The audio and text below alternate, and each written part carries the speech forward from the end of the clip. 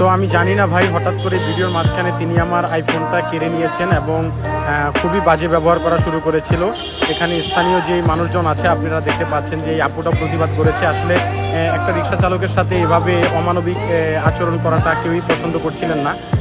সমস্ত পথচারী আসলে এটার প্রতিবাদ করছিলেন। তো আমি এই জিনিসটা যখনই ভিডিওতে ধারণ করি তখন তিনি আমার সাথে পুরো অনেক চড়াও হয় এবং আমার আইফোনটা তিনি কেড়ে নেওয়ার চেষ্টা করেন এবং আমাকেও অনেকভাবে লাঞ্ছিত করার চেষ্টা করেন, অকথ্য ভাষায় কথা বলেন।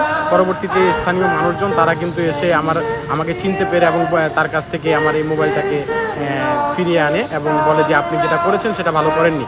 হ্যাঁ, এরপরে কিন্তু আসলে আমি আমার মোবাইলটা নিয়ে ঘটনাস্থল ত্যাগ করি। আমি জানি না একজন দায়িত্ববান মানুষ হয়ে তিনি কিভাবে এই ধরনের আচরণ করেন একজন রিক্সা চালক এবং পথচারী মানুষের সাথে। এটা আসলে কোনোভাবে কাম্য ছিল না। আমরা দেখেছি জিনিসটা খুব খারাপ লেগেছে, তাই আমরা এটা ভিডিও করেছিলাম। কিন্তু ভিডিও করাটা কতটুকু যৌক্তিক ছিল সেটা আমি জানি না, আমি কখনো এই ধরনের ভিডিও করিনি।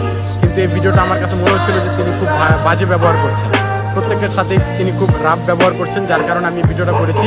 এবং তিনি কিন্তু আমার মোবাইলটা হঠাৎ করে এই যে দেখে নিয়ে নিয়েছে এবং নিয়ে আমার সাথে অনেকক্ষণ বার্গেনিং হয়েছে, কিন্তু স্থানীয় মানুষজন আমাকে সেখান থেকে সেভ করেছে। আলহামদুলিল্লাহ। সবাই একটু শেয়ার করে দিবেন।